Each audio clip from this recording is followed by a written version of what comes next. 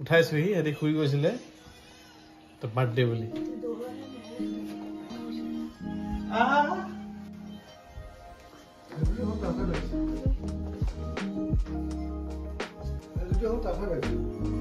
এটা চবৰে টোপনি মই সাৰে আছিলো মই চবকে উঠাই আনিছো আৰু কেমেৰা পাৰ্চন আমাৰ বিকাশো সাৰে আছিলে আজি আমাৰ আৰু আপোনালোকৰ মৰমৰ উপাসনাৰ জন্মদিন আহকচোন চাওঁ কিদৰে জন্মদিনটো উদযাপন কৰিলোঁ আৰু আজি ভিডিঅ'টোত কম কিদৰে উপাসনাই ঘাত প্ৰতিঘাত বাধা বিঘিনি নেওচি আহি আজি এইখিনি পাইছেহি গতিকে আশা কৰোঁ ভিডিঅ'টো শেষলৈ চাই থাকিব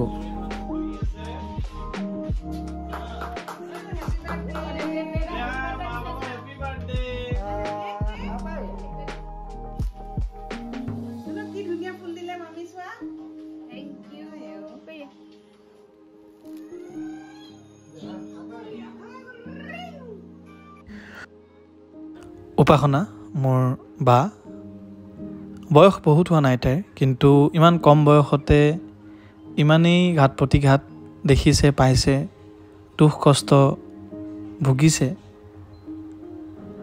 খুব কম মানুহৰ লগত তেনে হয় তথাপিও ৰৈ দিয়া নাই কোনোদিন তাই জীৱনৰ বাটত Happy birthday to you. Happy birthday to you. Happy birthday to Upasana. Happy birthday to you. Hello.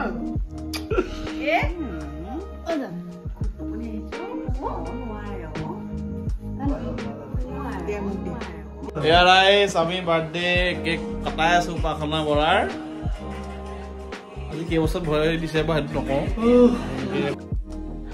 কথাখিনি আৰম্ভ কৰোঁ পঢ়াৰ দিনৰ পৰা সুখ্যাতিৰে তাই মেট্ৰিক পাছ কৰিলে হাই ছেকেণ্ডেৰী পাছ কৰিলে লেটাৰ মাৰ্কছ সহ আৰু তাৰপিছতে BA আৰু MA পাছ কৰিলে তাৰপিছতে তাই সোমাই আছিলে এখন প্ৰাইভেট স্কুলত আৰু তাইৰ BA পাছৰ নেক্সট বছৰ ময়ো পাছ কৰিছিলোঁ তাই মোতকৈ এক বেটছৰ ওপৰৰ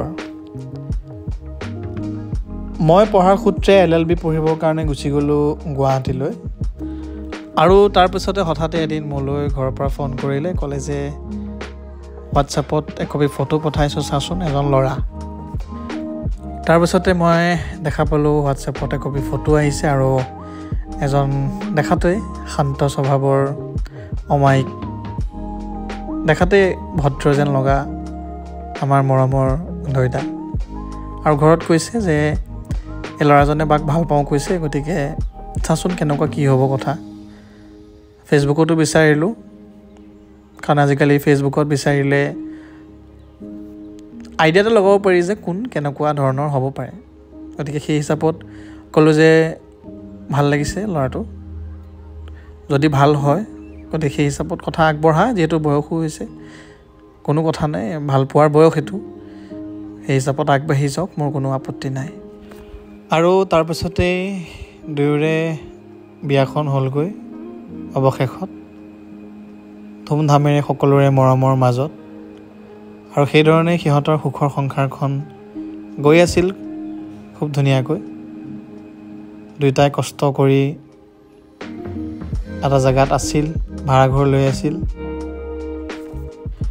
আৰু যিহেতু উপাসনা তেতিয়া কোনো ধৰণৰ চাকৰি নাছিল সেইবাবে তাই ৰুমত থাকি আমনিও পায় আৰু মানুহৰ লগত এটা সম্পৰ্ক থকা যায় সেই হিচাপত তাই তেতিয়াৰ পৰাই ছ'চিয়েল মিডিয়া ইউজ কৰি আছিলে ইউটিউব ব্যৱহাৰ কৰি আছিলে ইউটিউবত আচলতে তাই সেই বিয়াৰ আগৰ পৰাই জীয়ৰী কালৰ পৰাই ভিডিঅ'সমূহ দিছিল সেইধৰণে সকলো ঠিক ঠাক হৈ আছিল আৰু তাইৰ যিহেতু DLED আছিলে তাই সেয়াও কৰি থৈছিলে সেইবাবে অসম টেট ওলাইছিলে আসাম টেট তেতিয়া তাই তাত অৱতীৰ্ণ হ'ল আৰু খুব পঢ়িছিলে উদয়দা ডিউটিত যায় আৰু তাই ৰুমত পঢ়িছিলে তেতিয়া খুব আৰু অৱশেষত তাইৰ কষ্ট আৰু উদয়দাৰ উৎসাহৰ পিছত তাই অসম চৰকাৰৰ এটি চাকৰি পাবলৈ সক্ষম হয়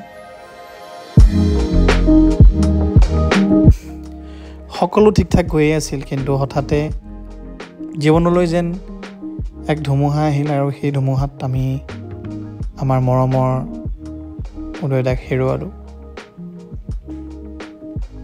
আৰু তাৰপিছত কি হ'ল, কি হৈ আছে সকলো আপোনালোকে দেখিছে। গতিকে নতুনকৈ ক'ব লগা আছে বুলি মই নাভাবোঁ, কিন্তু আজি তাৰ জন্মদিনৰ এই বিশেষ ক্ষণত মই এইটোৱে ক'ব বিচাৰোঁ যে পেটত যেতিয়া দুয়োৰে মৰমৰ সন্তানটি আছিলে, তাৰপিছতে নিজৰ স্বামীজনক হেৰুৱালে। কি ধৰণে ভাঙি পৰিছিল, কেনেকুৱা এটা অৱস্থালৈ গুচি গৈছিল, গতিকে সেইখিনি আপোনালোকক হয়তো বুজাব নোৱাৰিম, নিশ্চয় আপোনালোকে উপলব্ধি কৰিব পাৰে। আৰু তাৰপিছতেই আমি উপাসনাক ঘৰলৈ লৈ আহিলোঁ আৰু বৰ্তমান তাই এখন প্ৰাথমিক বিদ্যালয়ত শিক্ষয়িত্ৰী হিচাপে কৰ্মৰত হৈ আছে। দৈনিক তাই ছাত্ৰ ছাত্ৰীসকলৰ লগত ব্যস্ত হৈ আছে। ঘৰত অকণমানি সকলোৰে মৰমৰ পৰি আছে। পৰি খুব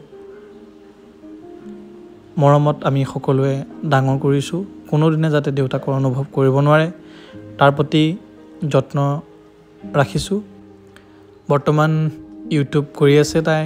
আগৰ পৰাই কৰি আছিলে, এনেকুৱা নহয় যে কিছুদিন আগৰ পৰাহে কৰিছে, কিন্তু জীয়ৰী কালৰ পৰাই কৰি আছে। আজি 4-5 বছৰ হৈ গ'ল আৰু বৰ্তমান ৰাইজৰ যথেষ্ট মৰম পাইছে। এই ধৰণে মৰম তাইৰ ওপৰত বজাই ৰাখক। আৰু যিহেতু গম পাই আগৰ ভিডিঅ'বিলাকত কৈছোঁৱেই যে নিজৰ সৎ সাহসত এটি ঘৰ তাই নিৰ্মাণ কৰিবলৈ আগবাঢ়িছে। কাৰো ওচৰত হাত পাতিবলগীয়া নোহোৱাকৈ এটি চৰকাৰী চাকৰি আছে। গতিকে এই ধৰণেই সকলোৰে মৰম আশীৰ্বাদৰ মাজত তাই জীৱনটো পাৰ কৰি গৈ আছে। আৰু মই ভাইক হিচাপে সদায় তাইৰ লগত আছোঁ। মোৰ ঘৰখন সদায় তাইৰ লগত আছে আৰু আপোনালোকৰ মৰম চেনেহ বুটলিবলৈ সক্ষম হৈছে। আৰু কেতিয়াবা কিছুমান মেছেজ পোৱা দেখা যায় যে তাক কোৱা হয় যে বা তোমাক চাই আমি যথেষ্ট সাহস পাইছোঁ, নতুনকৈ জীয়াবলৈ শিকিছোঁ। আৰু এনেধৰণৰ মেছেজ আৰু ফোনবিলাকেই আমাৰ কাৰণে প্ৰাপ্তি। আৰু শেষত জন্মদিনৰ উপলক্ষে তাইক এটাই কওঁ, এইধৰণেই সাহসেৰে আগুৱাই গৈ থাক, পিছলৈ ঘূৰি নোচোৱাকৈ। তোৰ আগে আৰু পিছে সদায় আছোঁ, তোৰ আগতো আছোঁ, যাতে তোক বিপদ আপদৰ পৰা বচাই ৰাখিব পাৰোঁ। তোলৈ কিবা এটা বিপদ অহাৰ আগতে যাতে আমি সন্মুখত বুকু পাতি থিয় হ'ব পাৰোঁ। আৰু তোৰ পিছতো আছোঁ, যাতে তই কেতিয়াবা কোনোখিনিত ভাঙি পৰিলেও যাতে তোক তুলি ধৰি উঠাই পুনৰ আগুৱাই যাবলৈ আমি অনুপ্ৰেৰণা যোগাব পাৰোঁ। সেইবাবে সদায় লগত আছোঁ, ঘৰ, মই, পৰিয়াল সকলো। আৰু বৰ্তমান আমাক ভাল পোৱা অসমৰ কিছু সংখ্যক লোক। গতিকে এয়াই আমাৰ কাৰণে প্ৰাপ্তি। আৰু এই ধৰণেই পুনৰবাৰ কওঁ, তই আনৰ বাবে সাহস হৈ থাক, জীৱন বাটত আগুৱাই যা, পৰিক ডাঙৰ কৰ। আৰু বহুতে ভৱিষ্যতৰ কথা কয়, গতিকে ভৱিষ্যতৰ হাতত থাকক, কাৰণ বৰ্তমানটো বেছি দৰকাৰী। বৰ্তমানটোক যদি আমি গুৰুত্ব নিদি কেৱল ভৱিষ্যতৰ কথাই চিন্তা কৰি থাকোঁ, গতিকে আমাৰ বৰ্তমানটো বেয়া হোৱা সম্ভাৱনা থাকে। গতিকে বৰ্তমানত আমি জীয়াই থাকোঁ। প্ৰতিটো আগন্তুক দিন, প্ৰতিটো আগন্তুক সিদ্ধান্ত আমি যাতে একেলগে আলোচনাৰ মাজেৰে আগবাঢ়ি যাব পাৰোঁ।